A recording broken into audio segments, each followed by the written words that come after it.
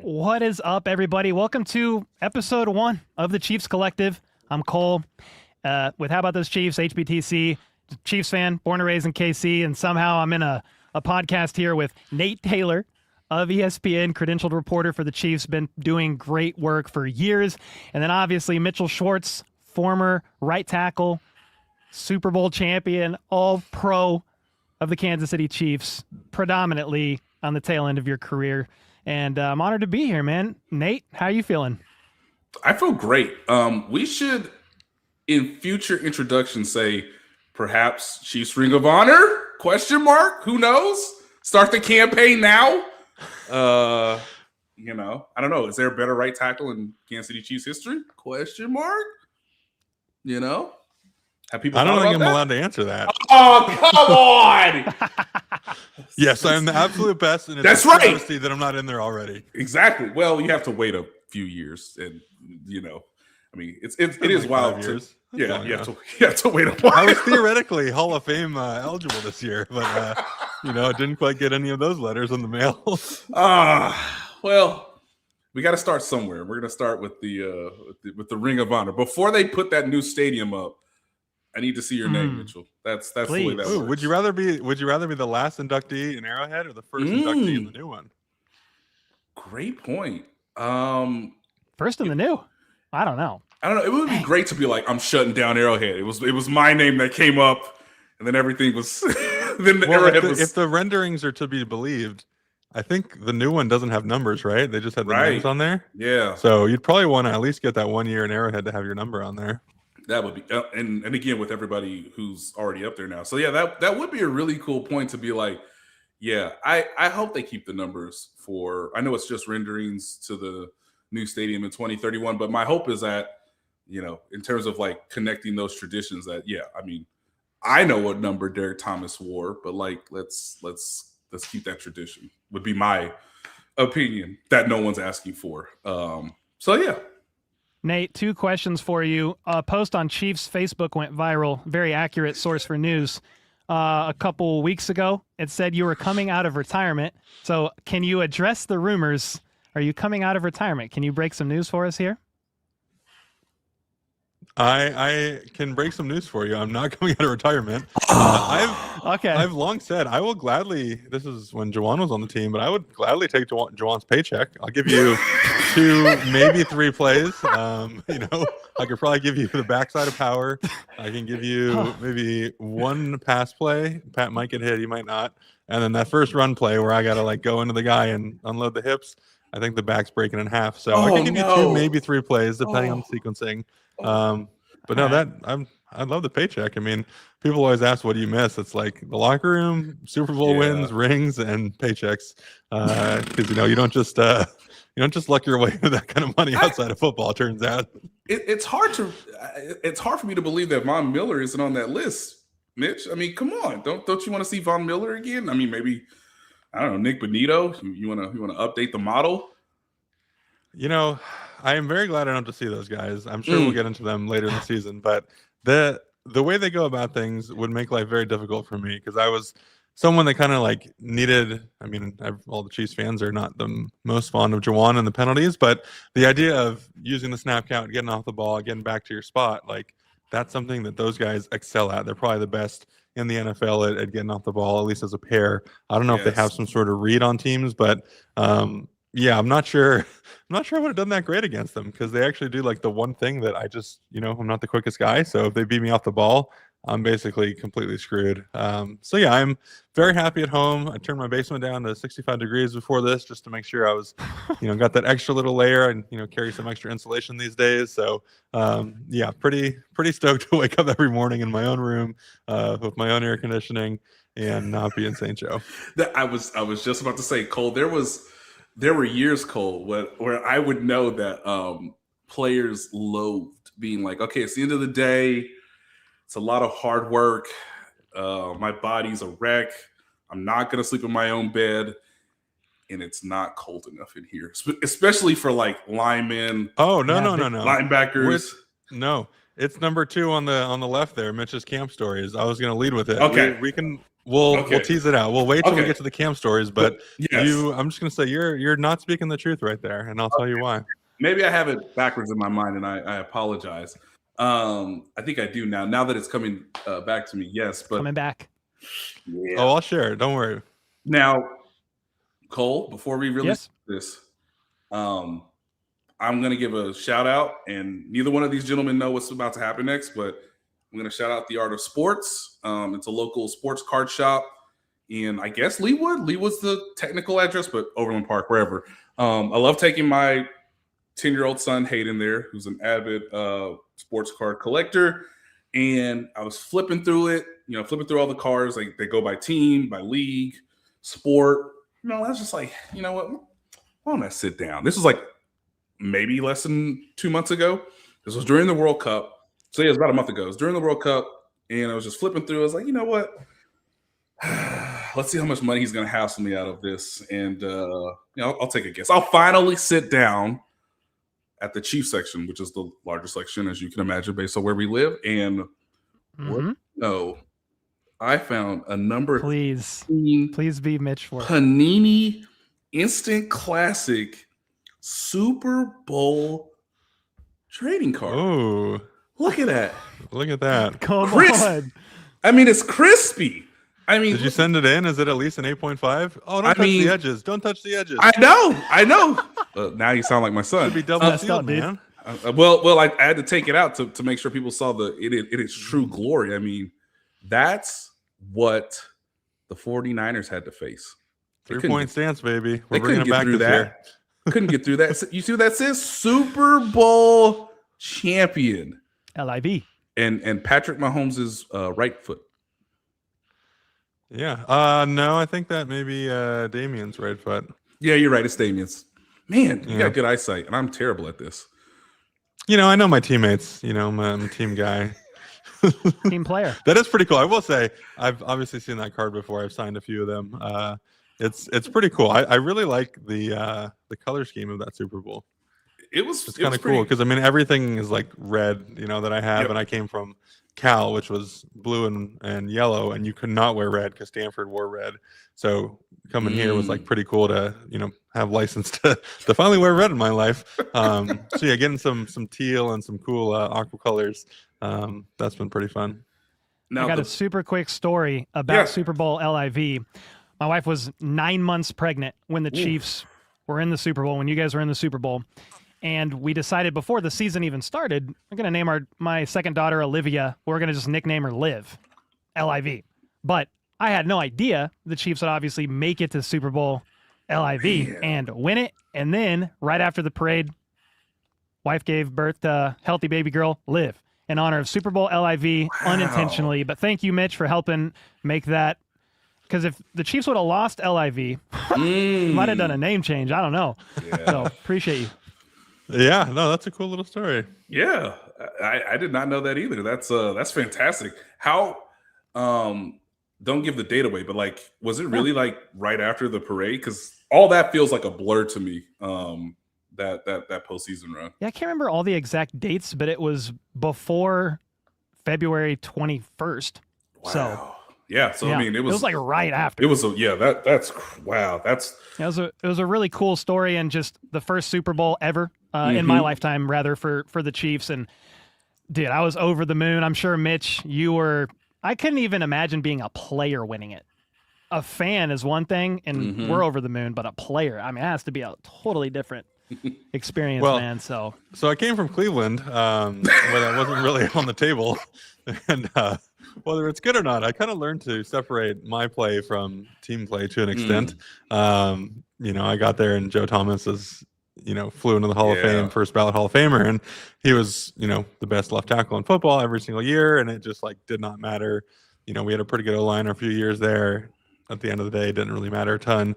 So you kind of create this little compartmentalization process where, you want to do your best to win the game, but you can only do so much.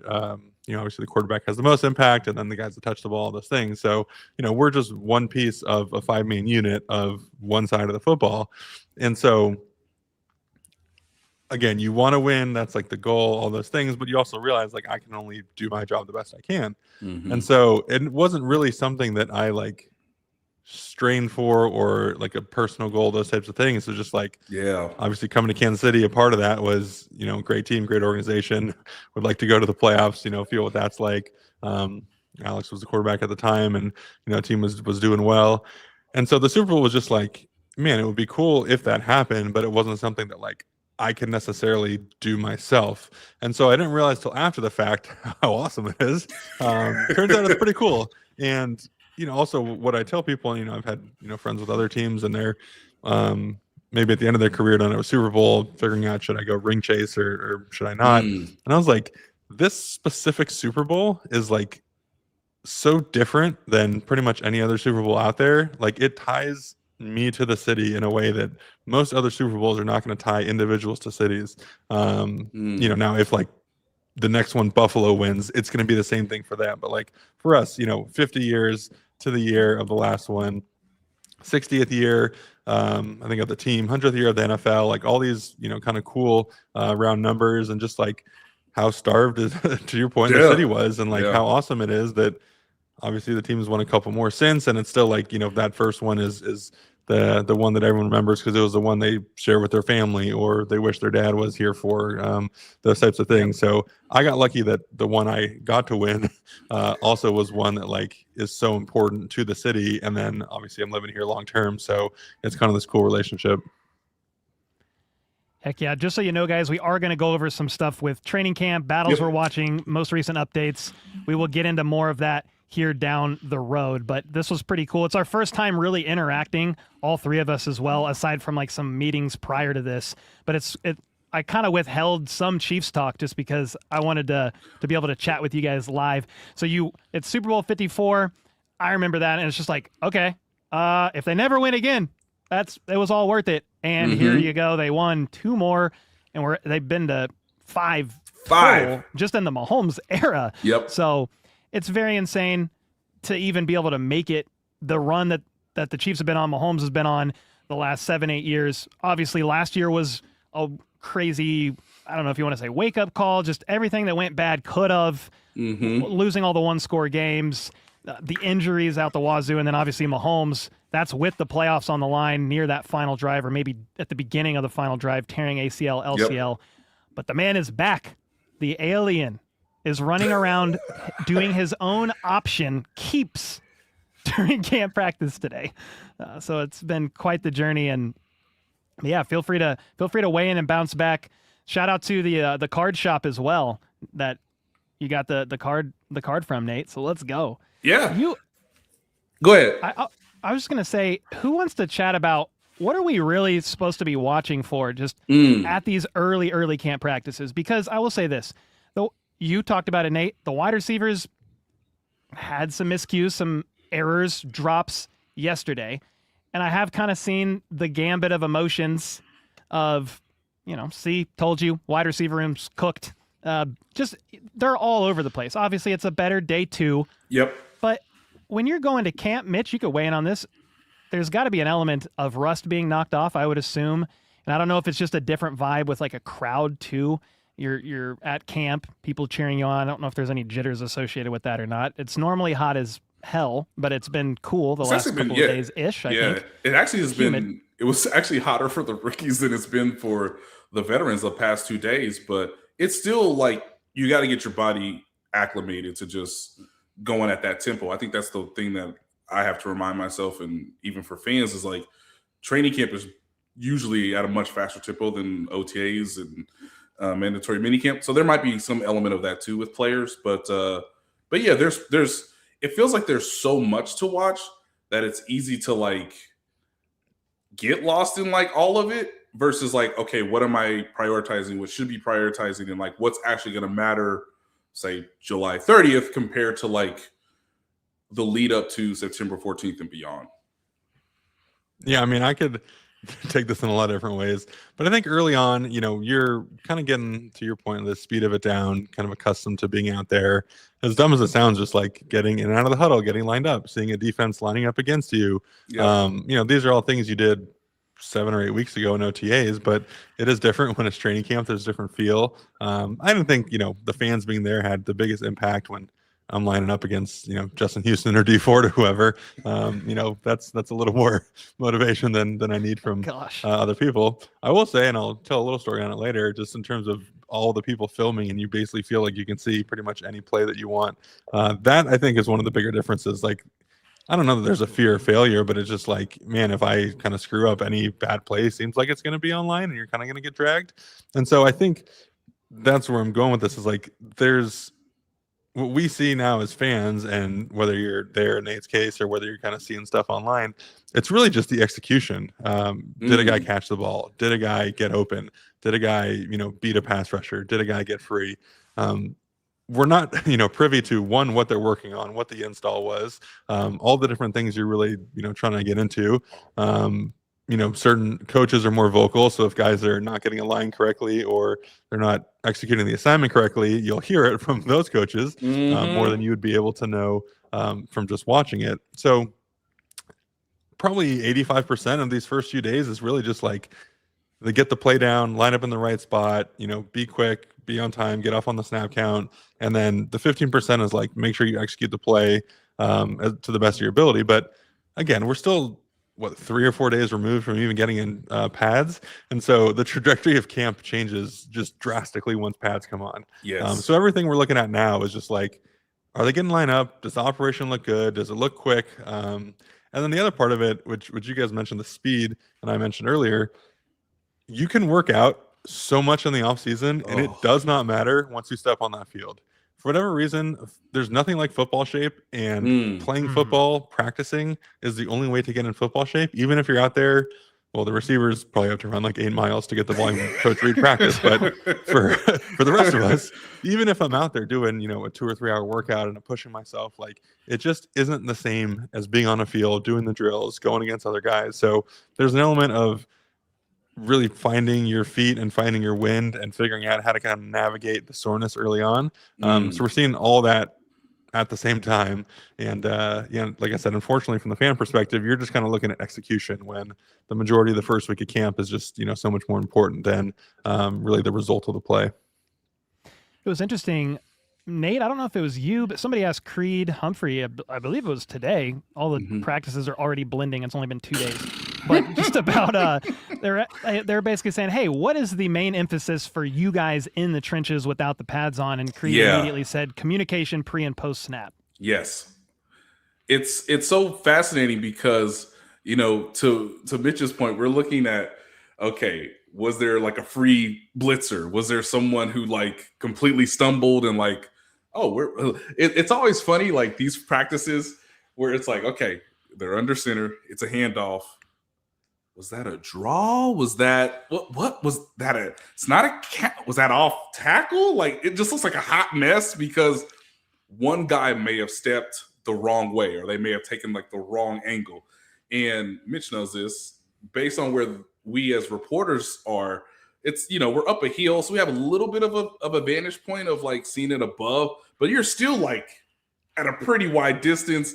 It's the same for fans. You have a vantage point from 80 yards away. Yeah, I mean, that's why we have to have those big zoomed in cameras. But like your angle is, my angle is different from like most fans. Fans could be at more eye level or slightly above eye level, and even they are at a distance. So it's like you talk to coaches, whether it's at the podium or off to the side or wherever, and you're like, that practice field looks so different compared to like, oh, that's what happened. Like I go through that all the time where I'm like, I have to double check not only my notes, but like, man, can I just pull this person from the video team over? Like, like, hey, you come over here. Like, what really happened? And I really do that during the pad portion of practice when they put the pads on. And I'm like, I really want to see the one-on-ones up close. But it's funny, like, it's easy to see if a receiver is on time in the right spot and has read the coverage. And so been doing this a while. To yesterday's point, it's like, okay, Rashee Rice did not participate in the 7-on-7 and the team portion of practice because he's still, doing the ramp up and the rehab, which is all by design with the training staff and coach Andy Reid explained that to us. And so, okay, you still got Tyquan, you still got Xavier Worthy, but like, hey, this is our first time seeing Mahomes in 11-on-11 work. So it's just easy to see whether or not he and his receivers have good communication, good chemistry. Like, is the ball being placed in the right spot? Are you executing to Mitch's point? Not really great yesterday. Just not great at all. And so it's an easy thing to identify to, I think, most fans, obviously to someone who's covered the team for a while, and just to give people an idea of like, this was, and you always want to say like, this is just a snapshot. This is a snapshot of day one at camp. The most interesting thing about day one at camp is they're still dropping the ball. The second-year receiver, Jalen Royals, is in the area, but like not in the right spot.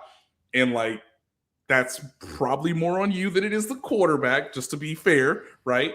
And it's fascinating to know that like, oh, the one guy who did stand out just happens to be rookie Cyrus Allen. Now it's one day, but maybe that's a positive sign for his development. And it's probably a negative sign that like, all right, man, like for Tyquan Thornton, you want to be more than just a deep threat. Well, catch the ball. Like it's hard, but yeah, there's jitters, there's conditioning, there's tempo, there's all these things. So you're just trying to give people an idea, but it's a lot easier to see the skill position guys right now than within the trenches.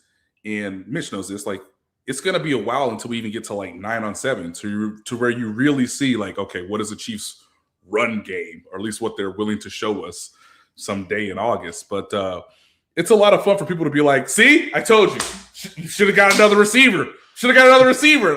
And it's not my job, but it's like, it's just to capture day one, guys. That's all we have. We don't have the entire training camp to look forward to. So I understand the thrill of it all, but you're trying to contextualize things as they happen. And I think that's what makes camp really fun, because it can shift little by little as you go along. Now, I want to put this back in Mitch's court in a second, but I think it was you also asked Clark Hunt today in his presser, I think specifically about salary cap, because the Chiefs have about $4 million in salary cap space. And it was like kind of the offseason plan, but it seemed like part of the point you were asking is like, hey, if you need to make more moves, can you? Even though you technically don't really have money.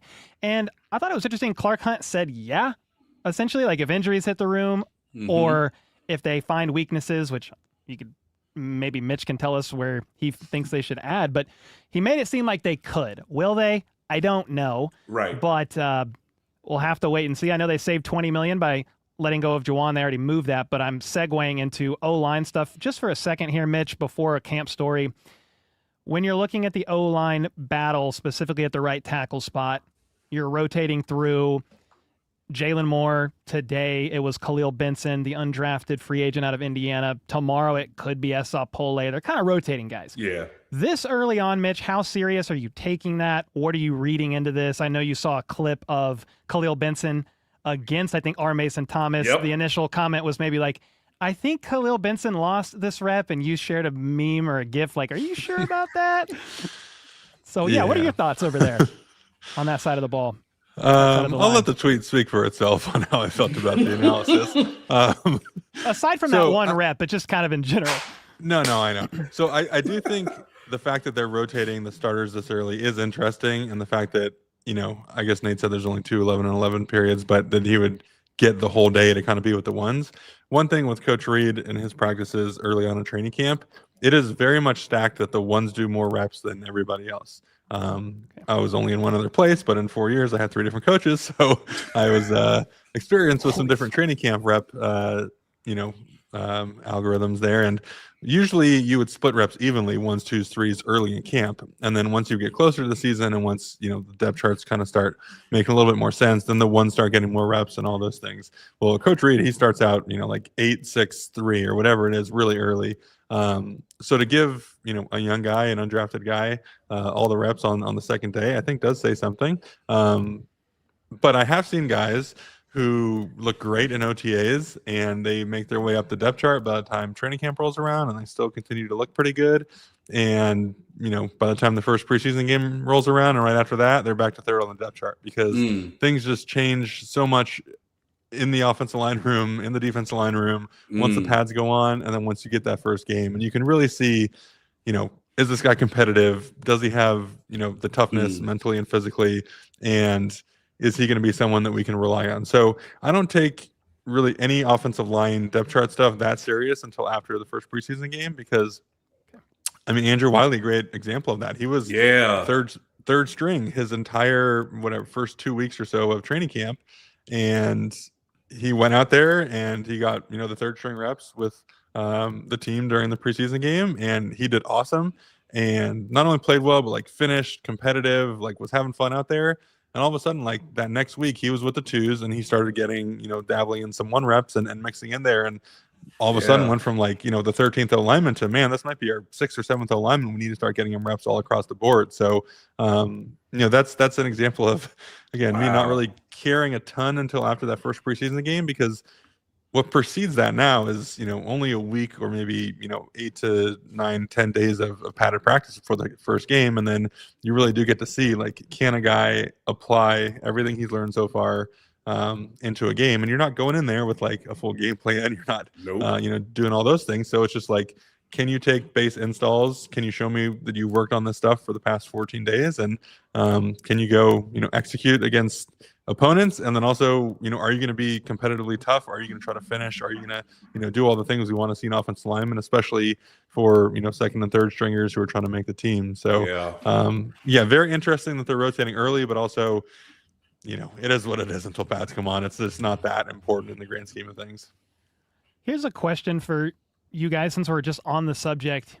National perception of the O-line was almost to some people Mayday in the offseason before the draft. Pick 9, got to take a tackle. Instead, the Chiefs, they not only didn't take a tackle at all in the draft, which I thought maybe they would if the right guy fell potentially, but probably not pick 9. They didn't do that. Seems like they got the guy that wanted undrafted. That's true.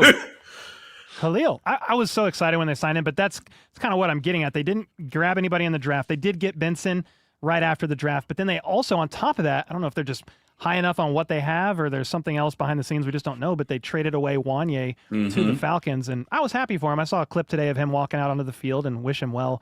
But with that being said, Mitch, Nate, what's your concern level of the state of the O-line right now, running it back with the same primary 4 from left tackle to right guard, and then I think it's Jalen Moore. So right now is you're perceived to be starting right tackle. He's getting paid $18.8 or so million this year to potentially do that. And so I guess this is a loaded question, but maybe Mitch could weigh in on this. Based on the film you watched and even what you've seen of Jalen Moore, very limited sample size at right tackle, how do you feel about that on that side of the ball for Mahomes? I feel pretty good about it. If that's your worst offensive lineman, you're doing pretty good. I think the thing that's gotten lost in the entire shuffle is how well Kingsley played at left guard last year. Yes. Wasn't perfect and wasn't, elite by any means, but from where he, was that first year into, everyone freaking out in training camp about him last year. And then all of a sudden, we start playing real football and, looks like a good player. And he's solid. Obviously, Creed and Trey are who they are. Josh, when he's on the field playing is fantastic. I think Nate said something he's a wall. He is fantastic. Yes. So my thing with Jalen is he played, I think, more left tackle in San Francisco, was signed to presumably be the left tackle. Didn't expect Josh to get there at 31 for us. And I think just in terms of body movement, more comfortable on the left side. And so last year, he also took a ton of left side reps because all those OTAs, Josh was still recovering from the injury in college and, wasn't full. And I think once training camp started, I don't know if they were really battling, but Jalen was more of the backup left tackle and then kind of transition into swing tackle. So I don't think he got a ton of reps on the right side when he's not someone who is as comfortable doing it because he had primarily played left tackle the past few years and then did it all off season while the guy who ended up playing was recovering. So I'm more optimistic that he's going to look better this year at right tackle because that's what he's been primarily doing the entire year. And it's something I would say Kansas City maybe hasn't been the best at in the past 10 years is identifying which guys work better on which specific side.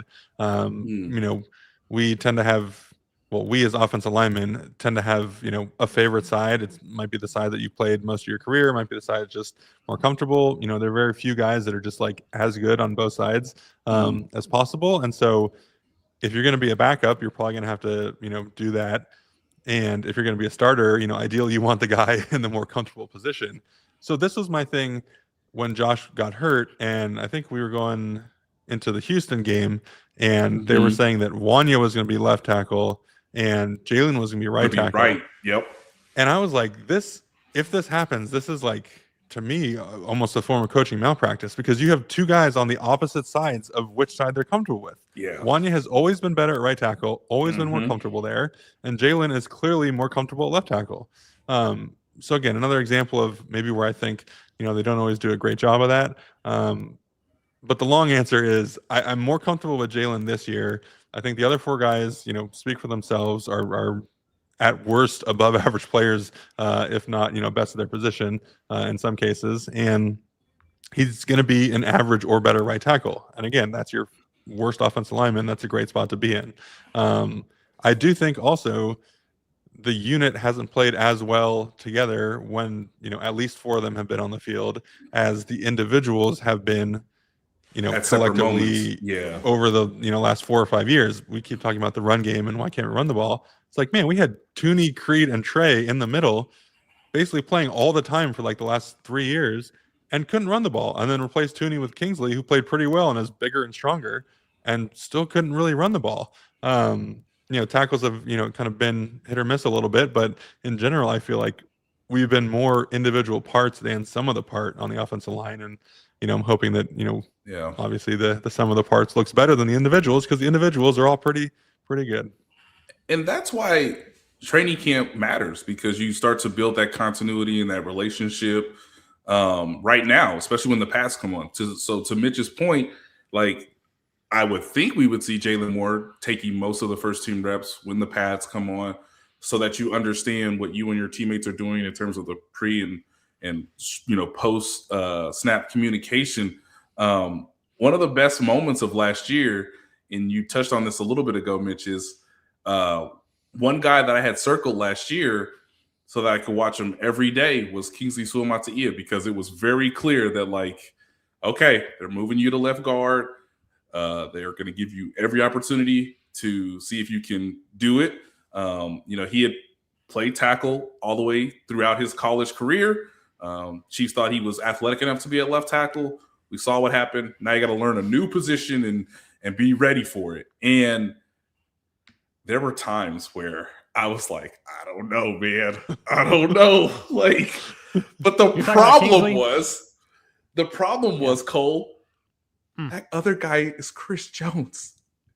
Like, you're not going to see that. Like, you're just not going to see that the rest of the year. And so this is where coaching experience comes into play, where like Andy Heck and Andy Heck's the offensive line coach, Andy Reid, the head coach, would say, hey, it's just going to take time. Like, you just want to slowly get better. You know, obviously coach speak, don't make the same mistake twice, limit your mistakes. You know, we've talked about this, I think, for each of us in various conversations about, like, hey, you just want to die a slow death, give Patrick Mahomes that extra half second. And and then they played in the preseason, and it was like, oh, that's right, the Arizona Cardinals don't have Chris Jones. That's cool. Oh, the Seattle Seahawks, which we knew, pretty good team. Yeah. That was honestly like one of his best performances in the preseason, where it was like, oh, okay, like we know he has NFL talent, but this should work out. And he got better over the course of the year, and we saw these moments in training camp where it was a little touch and go. But young players are supposed to grow. That's what camp's for. Yeah, exactly. Players are supposed to grow over the course of the season, over the course of training camp. And so he's always been a really good example about, now you translate that to Jalen Moore, who's been in the league longer and given a whole offseason to be prepared and fully ready to go.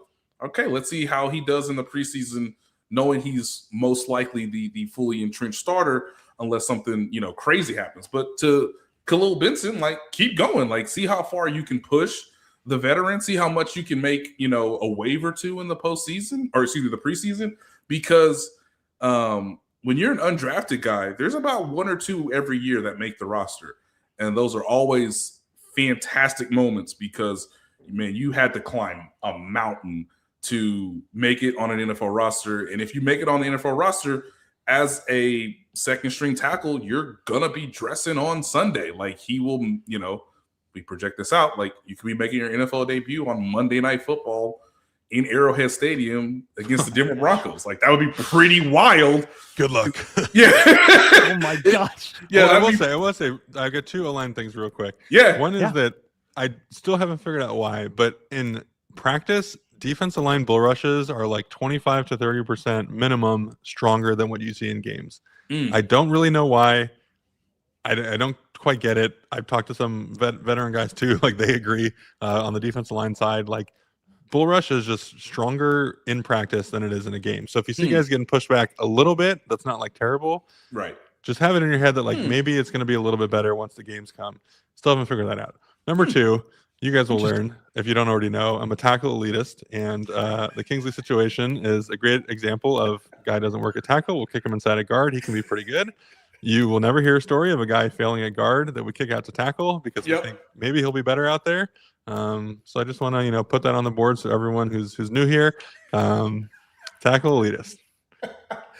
We can continue. Said by future Ring of Honor. Oh yeah, yeah. They better have OT on there, not just OL. I will say, out of all the players I look at last year, and just as bad as the season was, I think that was one of the biggest bright spots for me was Kingsley, how far he came along, because it was even in preseason and maybe very early on in the season, he lost a couple snaps this fast. And I know Mahomes in the back of his mind was saying, oh, cuss word, because he has to bail like instantly, but he came such a long way quick, like just in that one season. Well, my thing very, was, very happy for him. Everyone forgot about week 18 the year before against Denver, against, Zach Allen and like all those guys. He played pretty well. And he came into the year being a left tackle and was a backup left tackle for most of the year. And then just like they threw him to left guard and he played pretty well against Denver. Held up physically. Like, wasn't all perfect. Had a couple plays where he got, bowled back and got beat. But like, that was the more important thing than anything we're seeing in training camp. Like, we saw him against one of the best defenses, one of the best defense tackles, one of the best defensive lines in game action when it mattered. And he played well. So let's just wait to see what game action looks like once things get going.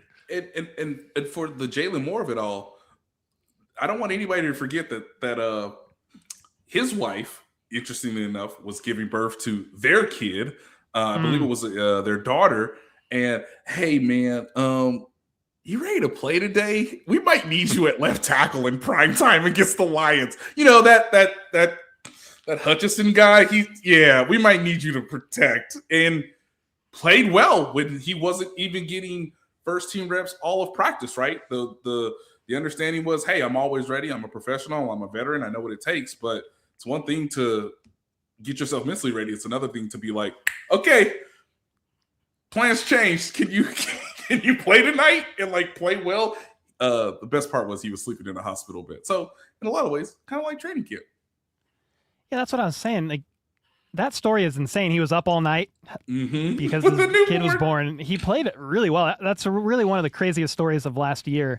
And we got a couple more things we're going to get into. Mitch, we still have a camp story, but I have some other just battles going on around the roster that I'd love to ask you about, Nate. But before we do, I do want to shout out the sponsor, season-long sponsor, partner of the channel. It's a big reason why Chiefs Collective is able to do what they do, and I'm honored to be here with all of you guys. But it's Prize Picks.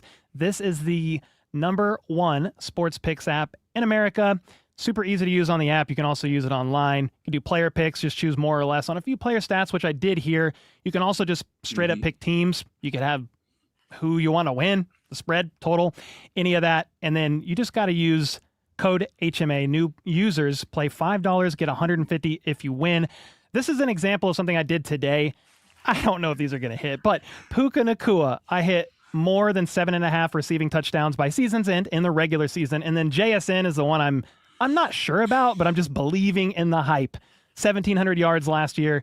I went with more than 1,324 and a half yards. This is just one example of many you can do. These are obviously future picks, but they got UFC, all kinds of stuff on there. I'm a big UFC guy. But again, use code HMA and new users can play 5, get 150 if you win. Thanks again, Prize Picks, for sponsoring the entire show.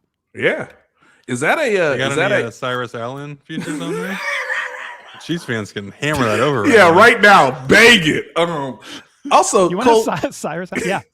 Cole did was that JSN pick? Is that a little Kenneth Walker related? You know, they remove a skill guy there, and you're just like, they're just gonna throw the ball to one of the best receivers in the league. That is kind of my mindset of like, if you got 1,700 yards last year with the running back duo that they had, so wild. I would assume you could get 1,300 with one of them gone. That was kind of my mindset there. Not bad. I see it. I see the vision. We'll see. I thought about hitting Rashee Rice's more than 1,500, but no, I'm just kidding. Maybe not. Yeah, I was gonna advise you to not do that until we got to see it. You know. Well, let's talk wide receiver room, and then I think at this point we're saving a Mitch Camp story till the end. This is not planned. I think it's supposed to be like first. We're just dragging the viewers along. I want to hear this Camp story, but since we're talking about the wide receiver room, I would just be curious to know how you're feeling, either of you and both of you, how you're feeling about the state of the wide receiver room, given the fact that when you look at the offense, they didn't really change much about the wide receiver room, didn't really change much about the tight end room either. You didn't change much about the O-line. You massively upgraded the running back room. But how are you feeling about the state of the wide receiver room as it sits right now, given who's there and around? Let me scare everyone so that Mitch can save all of us. Okay. I think Nick cracked his knuckles leading into this, FYI. So buckle up. I think Tyquan Thornton can have a very good season. I have made the argument so much that he should have been playing more often, that he was a legitimate threat, that they really found something between him and Mahomes as like a secondary deep option to the primary deep guy, which was supposed to be Xavier Worthy. We all know Xavier Worthy wasn't healthy last season. So if there's a guy that's supposed to like really take off, my price pick would be Xavier Worthy. Like whatever his baseline is, I would take the over because, and this is traditionally historic to Andy Reid. Like receivers really do have a third-year leap if they're in the, ideal circumstance, not injury, obviously have a lot of playing time. You're playing with the great quarterback. So that has usually been the case. Yeah, go ahead. 624 and a half yards is Worthy's line. That is disrespectful. You'll be hitting more? Yeah. They and honestly, they need more than that from him. I keep writing it every year. They can't keep putting everything on Travis Kelce. They have continued to put everything on Travis Kelce. So I think Rashee Rice is the biggest wild card because of the knee injury, because of the contract year. He is still, you could argue, their most talented receiver. But again, I don't know how much he's going to do in training camp, which is understandable because you want to get him as healthy for the Broncos. But Chad O'Shea going to have to work miracles, guys. Miracles. Or maybe Cyrus Allen is that guy. And, I don't know exactly, and I need to get to the bottom of this if this keeps trending, like who was the guy that really identified Cyrus Allen and was a part of like the draft process of like, okay, I'm bringing this to the table. We should take a bit of a gamble on a guy in the 5th round who doesn't have the most elite traits, but is just a very good football player. So, okay, I'm afraid because you just said Chad O'Shea is going to have to work miracles. So, Mitch, what say you? My thing is, I don't think that they're relying on Travis to be the guy. I think they're very aware of what he is at this point, who he is. He's not going to be, the true featured guy in an offense. He's not going to be the guy who's defeating double coverage, all those things. Rashee is a fantastic receiver against zone coverage. His stats against man coverage are pretty abysmal. I do think Xavier is in part the man coverage beater. Now, you need to scheme in a little bit of help where he's off the ball, he's in motion, he's maybe behind the bunch of the point. Yep. We saw that clip of the cover zero play where he shakes the guy at the line and just burns him. Like, that's what he's there for. Man coverage, he shakes, he gets loose. He should have the speed to defeat you. Thornton, I think, is an upgrade over Hollywood Brown. Even if we don't believe, with a larger volume that the stats will still look as good. I think overall it was clear that he and Pat had a great on-field relationship, and he would go get the ball in a way that the other receivers didn't get the ball, which is how I'll leave that.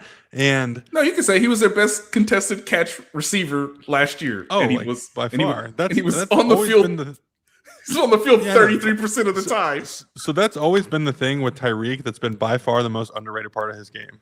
Route running is number 2, but the contested catch ability and his ability to go up and get the ball, incredibly underrated. And we just haven't seen that from Xavier. Now, I know there's, again, the clip either from today or yesterday where he's up along the sideline and kind of like fades out of bounds. I don't know receiver play enough. That's kind of a weird, the video from the stands. Can't see all the angles. You can't see the angles. Could it be catchable in bounds? Right. But he has shown that he's not going to be as aggressive at the catch point. And so I feel good enough about this team in zone coverage. Travis doesn't run normal routes, so in zone, he will find the open space. Pat will find him. Rasheed's great in zone coverage. X needs to stay healthy, and Taekwon, needs to be on the field more because he has got a good relationship with Pat. And those are your 2, I think, man coverage beaters. And that's what happened last year when the third play of the game, Xavier gets exploded by Travis. When Trav kind of runs the wrong route there, his shoulder was hurt, and I think at some point he hurt a lower extremity, whether it was I think it was his right ankle. So think about it. He was looked messed up on both sides. Well, so that's my thing is everyone said like, oh, we had the shoulder injury, all that stuff. I'm like, he had a lower body injury and he was supposed to be fast and explosive, and he was not that last year. So 5'10", 170 with a bum ankle doesn't play in the NFL. Like, that's not great. That plays when you're running 4.2. So if he can stay somewhat healthy, which again I know is a knock on him, he's slight framed, and is he going to stay healthy? All those things. That's your man coverage answer, and I think we saw that in the first game last year too. I think the second play of the game was gadget play for X. The third play was supposed to be a crossing pattern, and it's supposed to kind of Travis picks his guy and he gets free. Like, a lot was designed for him in the pass game as kind of a gadget guy, that Tyreek piece to be able to do it all. And that got taken from the entire offense, the third play of the game, because of that injury. And then, further on with the ankle injury to Nate's point. So, I still think there's room for optimism. But there's not that much room for injury. There's not that much room for deterioration of the room. I think once you start getting 5th, 6th, 7th down the depth chart, which again, any receiver room's not going to be that great once you get that far. But we've seen in the past when Pat loses 1 or 2 guys that he trusts, and more guys get in there and they don't run routes and they don't see football the same way he does. Exact same way. It's a huge issue. He's going to Kelsey. That's what's going to happen. And I think that's where I'm at with it. I feel decent about the top 3 guys in the wide receiver room, especially with the run game and stuff you could do. But yes, it's the depth. It's if an injury happens, there's just nobody proven. And I'm not saying, that's why I'm just kind of hoping whatever hype we're throwing on Cyrus Allen that we've thrown on other guys every year, I don't care. Name a guy. Name Justin Ross. Name anybody. Name anybody. I am hoping the hype is semi-real, maybe not out the gate, but Rice, like Worthy, back half of their rookie year, they start integrating in a bit more, or if injuries hit the room. Because if it's not Allen, I guess it could be Royals, and then you kind of know what you have in Nico if he's number 6 as the punt returner. But the depth is the big question for me at this point in time. No better opportunity for Xavier Worthy and Rashee Rice than right now. We have 10-ish minutes. Do we want to touch on just opposite side of the ball and how the CB room is looking initially, or is that too in-depth of a discussion before we get into a Mitch story or two with camp? Let me give a quick glimpse or snapshot of the depth chart right now, because Xavier Worthy, is a guy that I like to look at because of the speed that Mitch mentioned. And how does that look for the other guys? So the DB he burned today was Kader Kohu, who's coming off his own knee injury. So take that for what it may be, but it was against cover 0, and he's supposed to win that rep. With L'Jarius Sneed not doing team-related stuff or 7-on-7, I think it's by default, really quick, Mansour Delane, the top pick, Noah Williams, who's had a very good 2 days, Christian Roland Wallace is your nickel as of right now, and then I would say the fourth guy is probably, again, by default, Christian Fulton, who did have a really nice back end of last season, like the last 4 or 5 games when he got his knee right. So, wait, brief interlude. We're expecting anything out of L'Jarius this year? Until I see him, I don't know. I mean, but I'm saying, like, because you kind of couch that with, like, when he's back on the field, then this, like, differs. But I don't know. I'm going into the year expecting nothing out of him. And if we get anything positive, and if he can even be healthy into, December later in the year, that's a bonus. But I think to put any sort of expectations on his ability to be on the field, and let alone to be, near where he was the last time we saw him on the field. Right. I think that would be doing a huge disservice, honestly, to him to even, expect that. Well, we'll see if he's out there at any point during training camp. I mean, it seems like Knowles had a couple good days. He's kind of going to be one of your main guys. We'll see about Delane. That's the thought. 6th overall pick, but he tweaked his shoulder during OTAs. He's got the yellow no contact jersey. But do you think, is he supposed to be shedding that soon-ish? Have you gotten any clarity that you are allowed to share, or is it still vague about it a little bit? It's very vague. Okay. The Chiefs are awesome with injuries. They share all, and they're really open about timelines. So why wouldn't Nate know? Or if they give you a timeline, you're like, huh, you gave me one. What does that say? Yeah, we're not gonna. When he puts a red jersey on, we'll see it, and someone will tweet about it. You just don't want him to miss preseason games would be my thing. As a rookie, you would like to see him out there on the in a preseason game. And I guess as of right now, because he doesn't have a non-contact jersey off, he wouldn't technically be allowed to play against like the Los Angeles Rams in week 1 of the preseason. Yeah. So I guess concern would come if he's not available for the first preseason game. Did they sign him? Talking about Sneed around the time Delane got banged up, like does the timeline? It's a couple weeks after. Yeah, that's a good question. It's a couple weeks after, Cole, because we realized he wasn't participating for mandatory minicamp, and then like literally the next day they signed Sneed. So it's like, all right, well, cool, let's do it. But yeah, is Sneed gonna play safety? I don't know. Is he gonna play cornerback? I don't know. Is he gonna be nickel? Who knows? We'll only find out when they allow him to be on the practice field.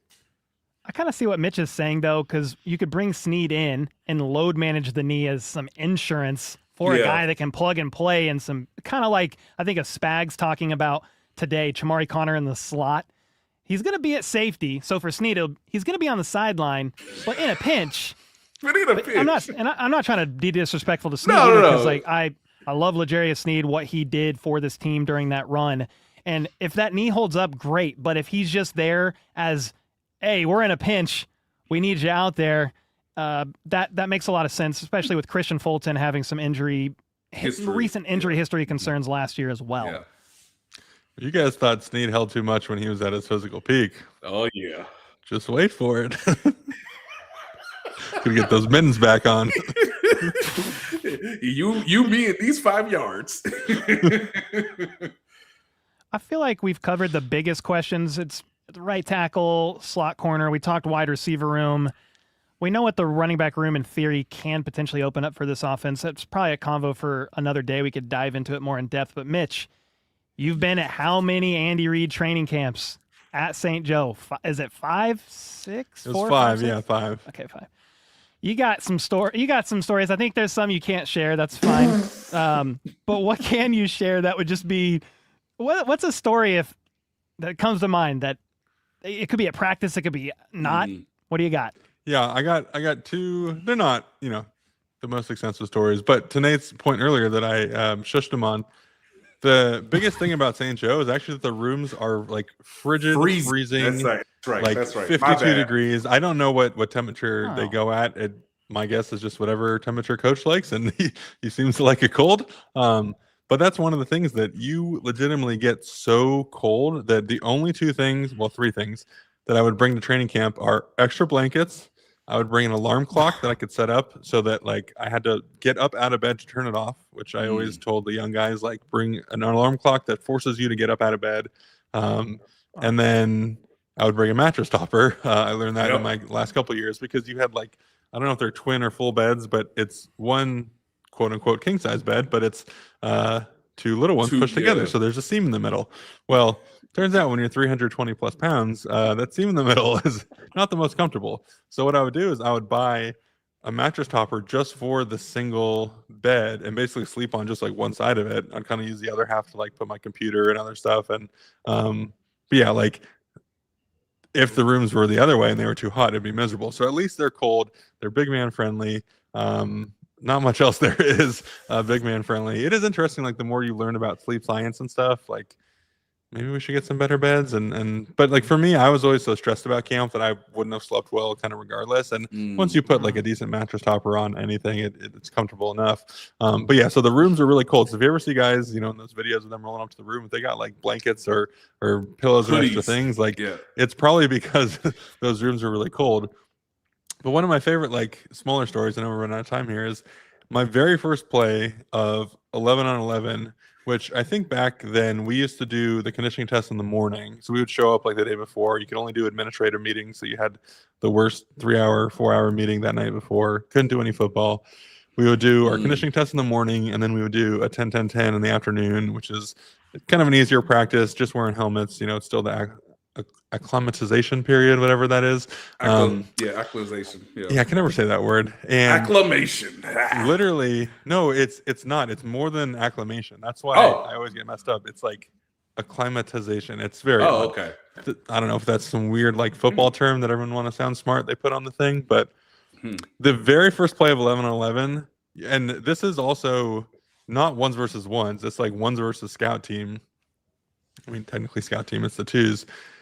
Right as I go to punch, my back ankle like catches grass and it kind of like twists and rolls. And so it gives the appearance that I just get like steamrolled and just completely put on my back. Like very first play, I'm a free agent signing. Everyone's all excited and stuff.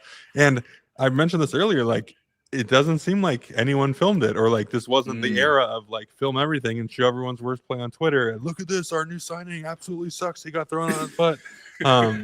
But that's like, again, a good example of like sometimes we see stuff and it's just there's nothing more than a guy slipped or something weird happened. Like that was my very first play. It was as embarrassing of a play as I've really ever had in practice in my career. Funny enough, like the first time in college I had a one-on-one against one of our linebackers. He trucked me too. So maybe there's just something in those waters. But yeah, we can get into some other camp stories another days when we got more time. But I'll have to filter through those and see what's tellable on the old live stream. I'll be super vague, but we did have a coach last year tell a camp story that definitely was wild and got taken down. So yeah, thanks for being selective. I will say this about the mattress thing. I'm surprised players aren't bringing one of those boxed mattresses, like a bear mattress or something that just comes in a box and you just unbox it and it just inflates essentially. Just throw it on in your room, get a real mattress. I think my last year they had some sort of like rent a bed kind of thing. You could like upgrade your bed if you wanted. Rent a center. And I'm too cheap for that, so my mattress topper thing worked well anyway. But yeah, it's just like, don't you want us to play well? Like just the NFL's partner with Sleep Number, like get us hooked up for camp or something. Hey, Mitch. That's why all the other teams don't go to St. Joseph, Missouri, and Missouri Western. Well, if Dallas goes to Oxnard, I guarantee Jerry is. Jerry Jones is in a different category. some feather. That is the one thing you hear stories, and everyone, as much as we want to, kind of crap on them from the outside, like everyone who plays there loves it. Jerry like is very accommodating, very player friendly, top of the line. Like, he does it great for them. Yeah, I think there are years where everybody's like, it's not really like that, and I'm like, no, it is. It's really like that. Like, it's so each room shares a bathroom too. So no one has their own bathroom. Right. Like, I think they gave Kenneth Walker, Pat this year. So like, you get out of meetings. the same time you go home and you got to figure out which guy uses the bathroom first, and how you want to do with who brushes their teeth first and stuff. So it's interesting. It's kind of old school. I mean, that's Coach Reed's thing. He kind of does it on purpose. He wants you to go there. He wants there to be as few distractions as possible. He wants there to be bonding time. It's not supposed to be like we're in a miserable situation and all we have is each other, but like there's an element of removing things from the situation so that you can focus on football and your teammates. And obviously he's had a lot of success, especially early in the season. So he knows what he's doing. That's for sure. Yep. That's my last quick hitter question. Dead heat of summer, St. Joe, full pads, 100+ degree. It's 100+ degrees out there, plus humidity, long drive drill. How tough is that as a player that's gone through it multiple times? Long drive drill is the most overrated guys complaining about it drill. Okay. By far. Really? And it annoys the crap out of me that everyone complains about it all the time. First off, from an offensive line perspective, if the D-line plays it correctly and they don't sub guys out, they get more tired than we do. Than you do, yeah, right. So by the 5th or 6th play, they are way more gassed than you are. So there's point number 1. Point number 2, practice is over. Well, at least it was for us when we could start at 8. But practice is over now by 11:30. So you're not out there when it's 100. So you get out there and 9:05 is the latest you'll get out there. Look And at yeah, this it might guy. feel bad, but like it's not 100 and it's not a heat index of 116. And by the time that 11:30 practice is over, you have no more time that you need to be outdoors the rest of the day. Everything's inside, everything's air conditioned. So yeah, you can tell I'm a little fired up about that. Long drive drill, not a big deal. Yeah, Look at it's this not guy. great. It's not exciting, but like also one of the cool things about that is you actually get to move the ball. Like you go it's- down the it's- field. It's scripted, Yeah. so it's not like if you gain 30 yards, you do come back to like whatever the next 2nd and 4 is supposed to be. But you get to move the ball a little bit. It feels a little more like real football. And if the D line, isn't scheming and they're not 7 guys, they're more tired than you are, and it's super easy. So yeah, I don't mind like long drive drill. Like, okay, we went to Jacksonville the first game of the year. It was 99 degrees playing at 1:00. That's a real long drive drill. That sucks. Yeah, that sucks. And then all of a sudden on 3rd down, like Josh Allen comes in and he's your defensive end. Now he's fresh. Like that's terrible. Doing it during training camp is just not that big of a deal. Guys always want something to complain about, offensive linemen especially. So that's kind of the thing we latch on to. But no, not a big deal. We're going to put that one to bed. All right. I was not. Or put that expecting one to mattress angle. topper. I was not expecting. Put it in that the angle. dorms. Well, heck. Oh yeah, no, we- you'll see. I'm glad to complain about many of things, and I'm glad to jump on bandwagons of awfulness. But that's one that no guys need to stop complaining about. This is why I was excited to be on here with you guys, because Nate, the way you cover the team is super unique. And then Mitch, I really appreciate your honesty, but you'll also go kind of respectfully, like back and forth with fans, explaining why you believe this play should be viewed this way versus how they're kind of saying it. Like even today, you did it kind of jokingly tongue in cheek about that lost rep. That wasn't really a loss, but Lost rep, I've always yeah. appreciated that about you. Last story, you came at me one day, and all I said, I think, was technically Mahomes was a Dorsey pick, and I'm not trying to open this whole can of worms. I said, even though, yes, Veach, I mean, I don't know if we'll ever know the complete weird dynamic there of Dorsey on the way out at the end of all that, but that's all I was saying. And, dude, next thing I know, Mitch is in my comments, got like 200 likes, and like, get him, Mitch, get him. I'm like, whoa. I was like, I'm not anti-Veach per se here. I was just saying, technically speaking, if you're crediting GMs, but Yes, right. we know that he definitely helped find Mahomes, and I'm sure there's even more to it than we even know behind the scenes. But I do appreciate you. If you see something, Mitch, you'll be like, hey, hold on a second. Yeah. Hold on a second. Long drive drill? Hold on a second. Yeah, Hold on, that's I try to not overdo it. I try to not be too much of a person that people are going to start hating on there. So I do my best to keep it cordial. And, we'll try to keep going that way as Twitter keeps going downhill. Well, we have plenty more that we'll be talking about each and every week. I believe, just from a logistics standpoint for the viewers listening, appreciate everybody tuning in. Yes. Next Tuesday is the show, and it was supposed to be on Tuesdays. Tuesday, yeah. We kind of pushed it back. We were going to announce it around the timing of the Eric Bieniemy news, and felt really not good about that. I think all of us were in agreement of let's just hold and wait. And, on that note, like, prayers out thoughts, like all that to Eric Bieniemy in that impossible situation that he's working through. But I'm glad Mia is now out of the ICU and things are hopefully, at least in that regard, taking an upward direction. So that's at least good. And then I'll ask you some Eric Bieniemy questions next week, Mitch, because I want to know some of the stuff he was yelling at you guys, and I know they're missing that right now. Yeah. But man, thanks everybody for tuning into the Chiefs Collective.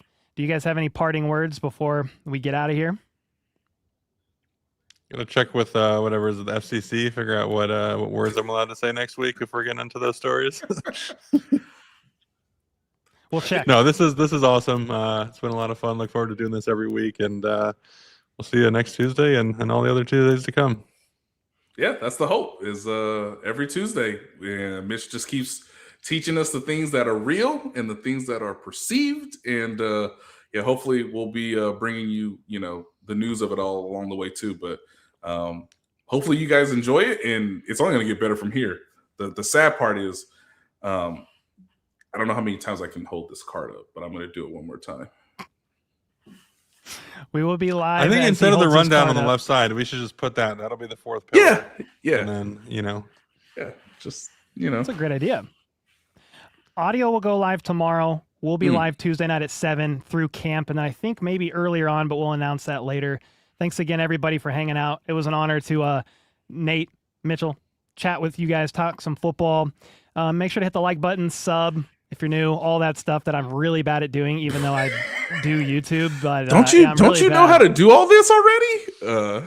I stopped asking for all that, and I'm just like, they don't want to hear like and sub. They just want the content. So that's anyway, true. Sub, all the stuff that I don't normally say, but appreciate y'all, and we'll see y'all next time.